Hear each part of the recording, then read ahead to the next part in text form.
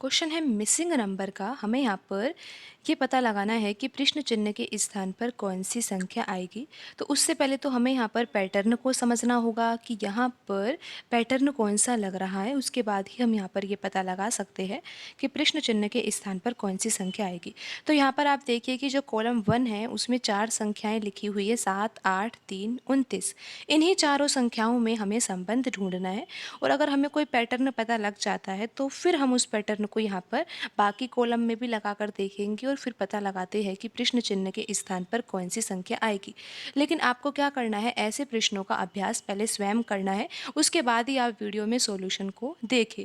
क्योंकि आप रीजनिंग का अभ्यास कर रहे हैं और अभ्यास में ये ज़रूरी होता है कि पहले प्रश्नों को हल करने का स्वयं प्रयास करना चाहिए। उसके बाद आप वीडियो में सॉल्यूशन को भी देख सकते हो कि वीडियो में जो सॉल्यूशन करवाया जा रहा है वो आपके तरीके का ही है या फिर कुछ अलग तरीके से यहाँ पर कराया जा रहा है।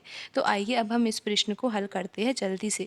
तो यहाँ पर हम कॉलम 1 से देख रहे हैं कि यहाँ पर 4 संख्याएं लिखी हुई है और इन्हीं 4 संख्याओं में हम कोई पैटर्न लगाने का प्रयास करते हैं।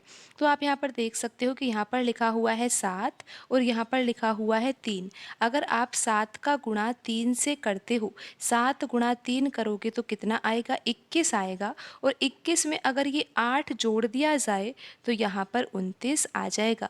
तो आप यहाँ पर समझे कि यहाँ पर जो ये कॉलम है ना, कॉलम में यहाँ पर आप देख रहे हो ये बड़ी संख्या लिखी हुई है।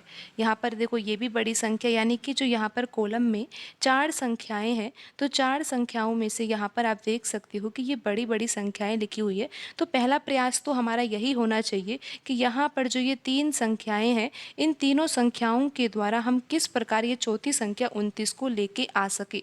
तो वो तरीका तो हमने ढूंढ ही लिया है। तरीका क्या ढूंढा है कि 7 का गुणा अगर 3 से किया जाए तो 21 आ जाएगा और फिर 21 में 8 जोड़ दिया जाए तो 29 आ जाएगा। लेकिन अभी हम अपने तरीके को सही नहीं मानेंगे क्योंकि हमें इस पैटर्न की जांच करनी होगी और जांच करने के लिए हमें दूसरे कॉलम में लिखी हुई संख्याओं का यूज़ लेना होगा। यानी कि दूसरे कॉलम में जो संख्याएं लिखी हुई है उसमें भी यही पैटर्न लगाकर देखना होगा। तो आप यहाँ पर देखिए कि 4 का गुणा हमें किससे करना होगा, 3 से। क्योंकि हमने क्या किया था, 7 का गुणा 3 से किया था, तब जाकर यहाँ पर 21 आया था ना। तो 4 का गुणा अगर 3 से किया जाएगा तो कितना आएगा, 12 आएगा। फिर हमने क्या किया था, जब 21 आ ही गया था तो 21 में 8 जोड़ा था। तो अब यहाँ पर अगर 12 आ गया है, 4 का गुणा यहाँ पर हमने 3 से किया है तो 12 आ गया है। तो 12 में अगर 7 जोड़ेंगे तो कितना आ जाएगा, 19 आ जाएगा। तो ये पैटर्न यहाँ पर बिल्कुल सही है। तो अब हम यहाँ पर ये देख ही लेते हैं ना कि प्रश्न चिन्ह के स्थान पर कौन सी संख्या आएगी। हमको ये ज़रूर पता है कि 5 का गुणा हमें किसी संख्या से करना होगा, क्योंकि यहाँ पर हमने 4 का गुणा 3 से किया है ना। तो यहाँ पर भी हमें 5 का गुणा यहाँ पर किसी संख्या से करना होगा। फिर जो भी आंसर आएगा उसमें हमें 6 जोड़ना होगा, तब जाकर यहाँ पर 31 आएगा। अगर हमें यहाँ पर 6 जोड़ना ही है तो यहाँ पर 5 का गुणा किससे किया जाए, यहाँ पर 5 का गुणा हम उस संख्या से करेंगे जिससे कि आंसर 25 आ जाए। क्यों आ जाए, क्योंकि 25 में 6 जोड़ने पर 31 आ जाएगा।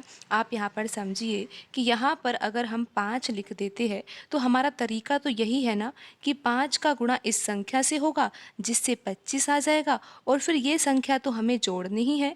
तो 25 में अगर 6 जोड़ा जाएगा तो 31 आ जाएगा। तो यहाँ पर जो ये प्रश्न चिन्ह था, प्रश्न चिन्ह के स्थान पर हमें कौन सी संख्या लिखनी होगी, 5 लिखना होगा, तभी जाकर यहाँ पर 31 आ पाएगा। क्योंकि अगर आप यहाँ पर प्रश्न चिन्ह के स्थान पर 4 लिख देते हो तो फिर तरीका तो क्या है कि 5 का गुणा 4 से करोगे तो 20 आ जाएगा, फिर 20 में ये 6 जोड़ोगे तो 26 ही आएगा।